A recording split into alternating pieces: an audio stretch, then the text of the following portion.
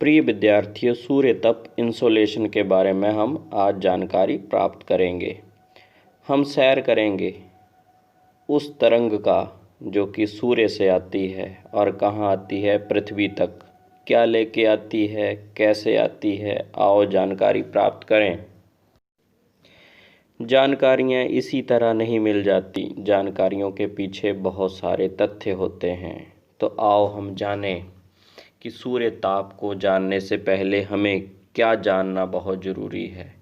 कौन सी ऐसी चीज़ें हैं जिसका ज्ञान हो जाए तो इंसोलेशन, सूर्य की किरण, पृथ्वी पर आना, सभी हमें अच्छे से पता चल जाए।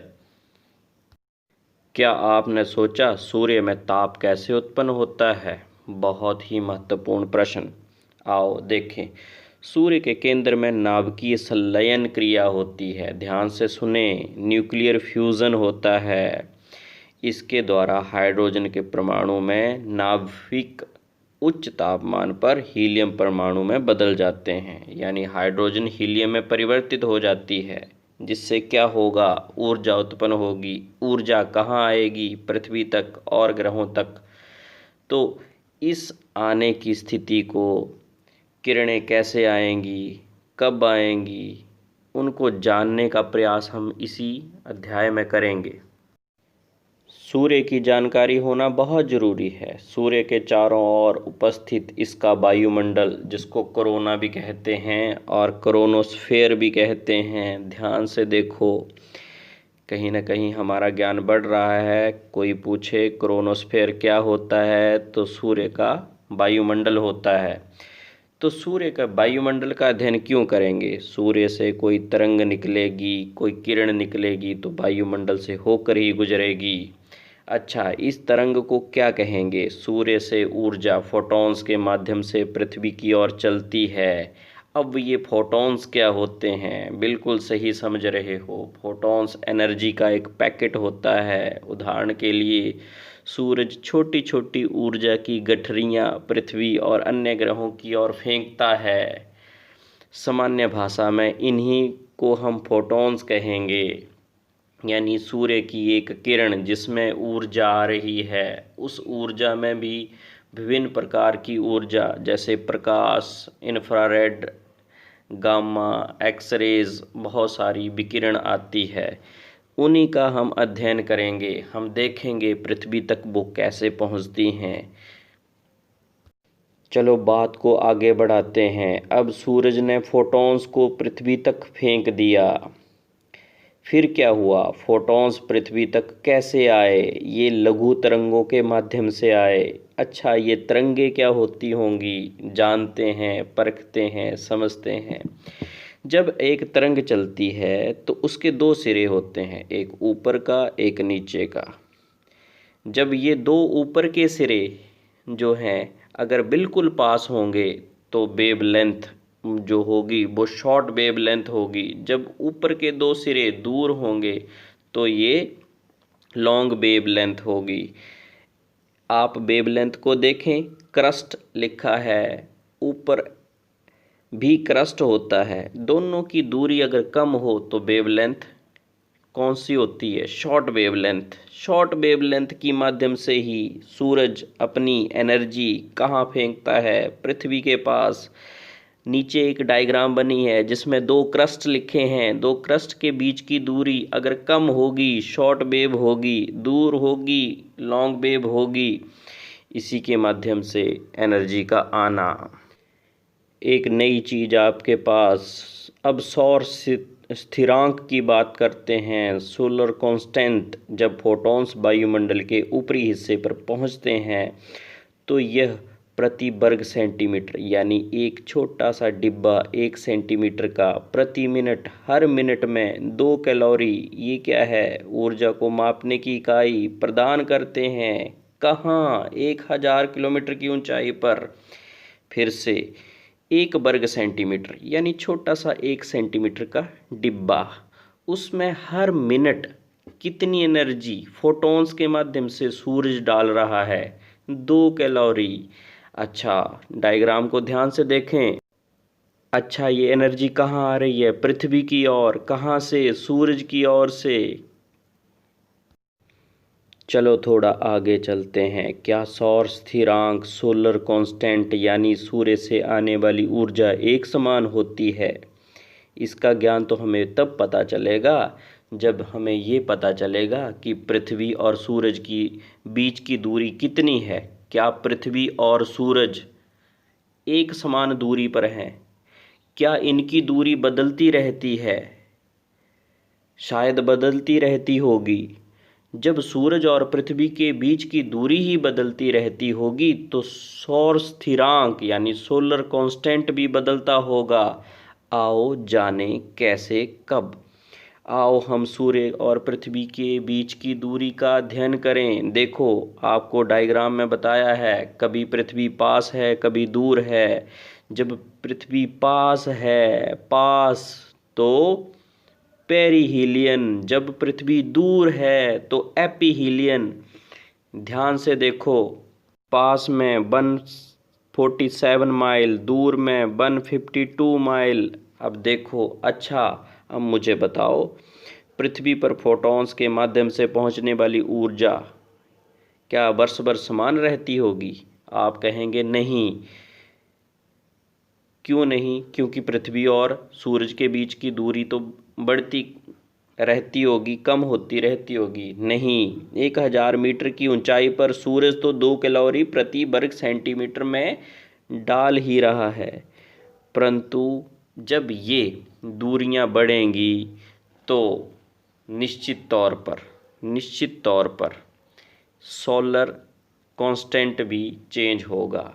यानी सूरज से जो ऊर्जा आ रही है वो भी कम या ज़्यादा होगी। अब ध्यान से सुनो,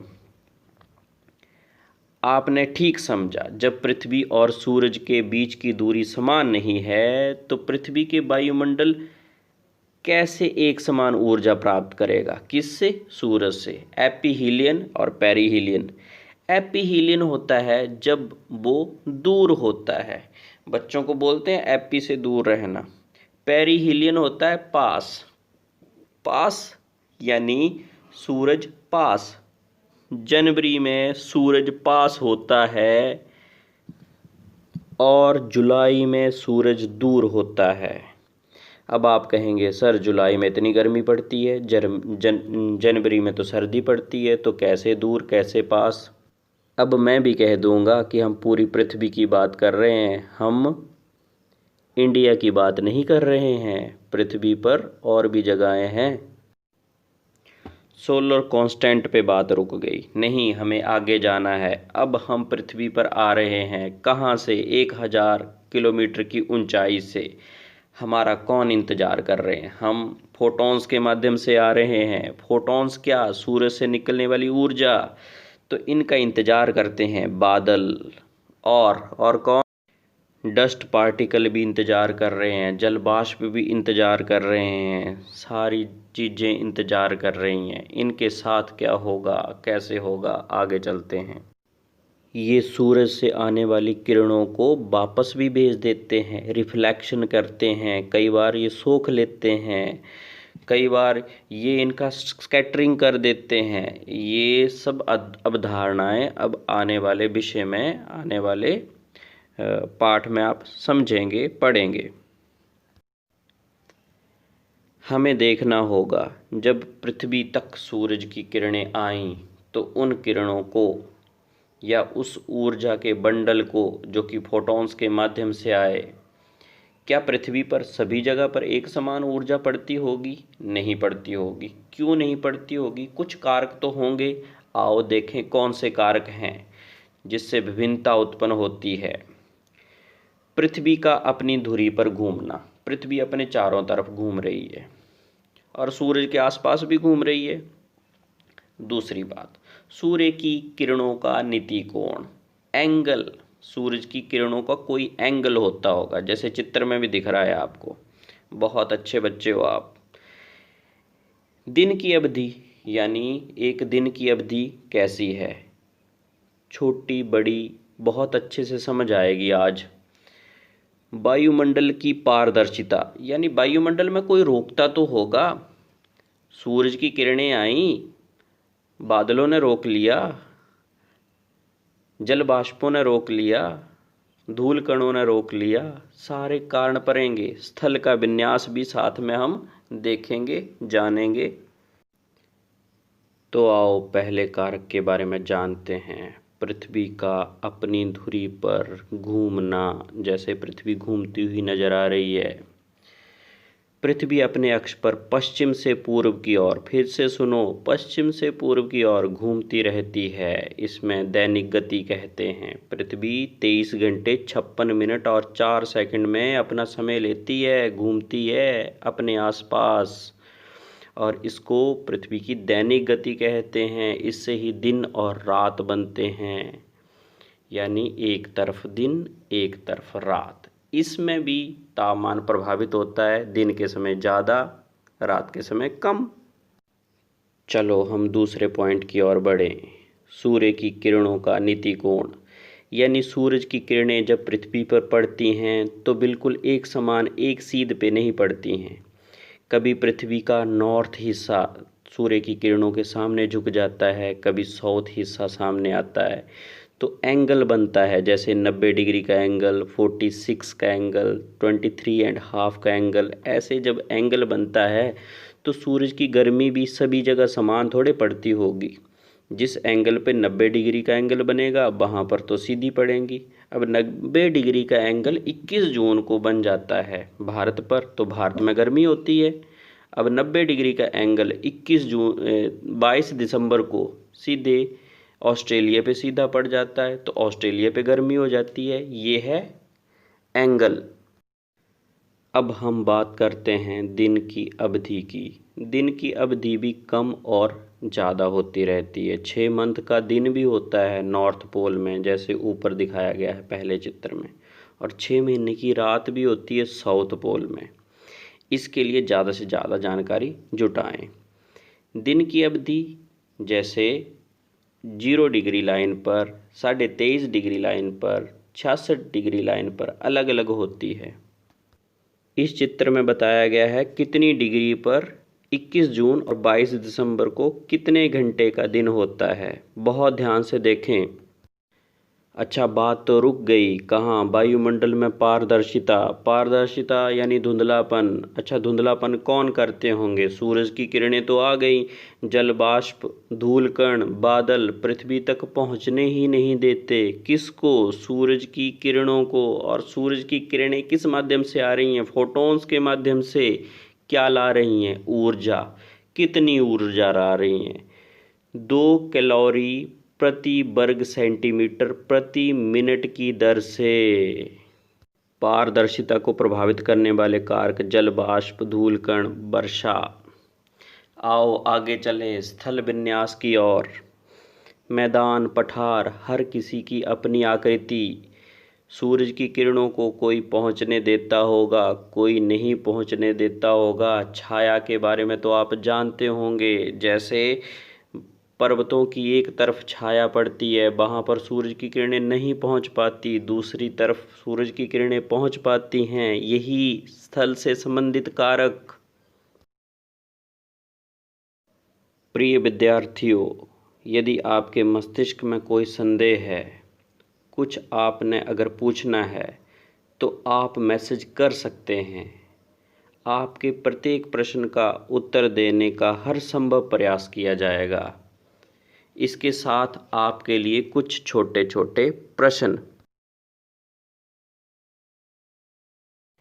पहला प्रश्न, इस चित्र को देखकर विवेचना कीजिए, जानिए, परखिए, समझिए।